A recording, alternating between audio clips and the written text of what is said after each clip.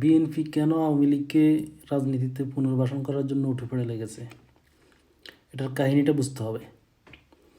তারা মানবতা দেখায় এটা করতেছে না, তারা নিজেদের স্বার্থে এটা করতেছে।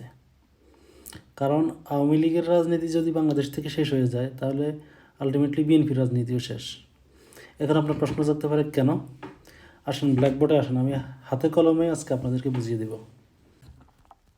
আচ্ছা, এবার আপনারা দেখুন, হলুদ ঘরটার ভিতরে এক পাশে আওয়ামী লীগ লেখা, এক পাশে বিএনপি লেখা, এবং দুইটার কালার দুই রকম। আওয়ামী লীগের রাজনীতি এবং চরিত্র, আচার আচরণ বা রাষ্ট্রের জন্য এটার প্রয়োজনীয়তা যদি আমি গুটগুটে কালো দেখি, তো বিএনপির কালারটা তুলনামূলক একটু উজ্জ্বল।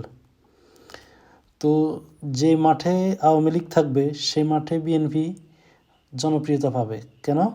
কারণ আওয়ামী লীগের এই দেশবিরোধী বা ইসলাম বিদ্বেষী নোংরা রাজনীতির বিপক্ষে বিএনপি তুলনামূলক ভালো থাকার কারণে আজীবন তারা রাজনীতি করে খেয়ে যেতে পারবে, মানুষের সাপোর্ট পাবে। এই কারণে তারা আওয়ামী লীগকে রাজনীতির ময়দানে বাঁচিয়ে রাখতে চায়, পুনর্বাসন করতে চায়। কারণ আওয়ামী লীগের রাজনীতি বেঁচে থাকলেই তাদের রাজনীতি বেঁচে থাকবে। আর যদি আওয়ামী লীগের রাজনীতি নিঃশেষ হয়ে যায়, তাহলে একটা সময় তাদের রাজনীতি নিঃশেষ হবে। কেন তাদের রাজনীতি নিঃশেষ হবে সেটা আমি দেখাচ্ছি। এবার দেখেন, যখন আওয়ামী লীগ বাংলাদেশের রাজনীতি থেকে মাইনাস হয়ে যাবে এবং বিএনপির সাথে এই রাজনীতির ময়দানে বিএনপির চেয়ে ক্লিন ইমেজের কোনো রাজনৈতিক দল, ধরেন এক্সাম্পল জামাত ইসলামী, বিএনপির চেয়ে হাজার গুণে ক্লিন ইমেজ।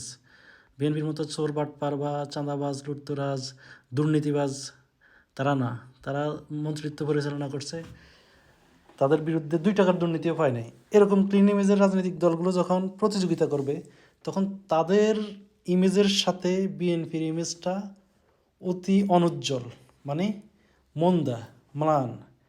তখন আস্তে আস্তে এভাবে বিএনপি রাজনৈতিক ময়দান থেকে হারিয়ে যাবে। কারণ বিএনপির যে স্বভাব চরিত্র, এই চরিত্র দিয়ে বাংলাদেশের রাজনীতিতে টিকে থাকতে পারবে না ভালোদের সাথে প্রতিযোগিতায়। তাহলে বিএনপি যদি ভালো করতে হয়, বিএনপির চেয়ে খারাপ একটা দলকে বাংলাদেশে রাজনীতিতে টিকিয়ে রাখতে হবে। আর এটাই হচ্ছে বিএনপির এখন আওয়ামী লীগের প্রতি এত প্রেম, প্রীতি, ভালোবাসা, দরদের মূল কারণ। ধন্যবাদ।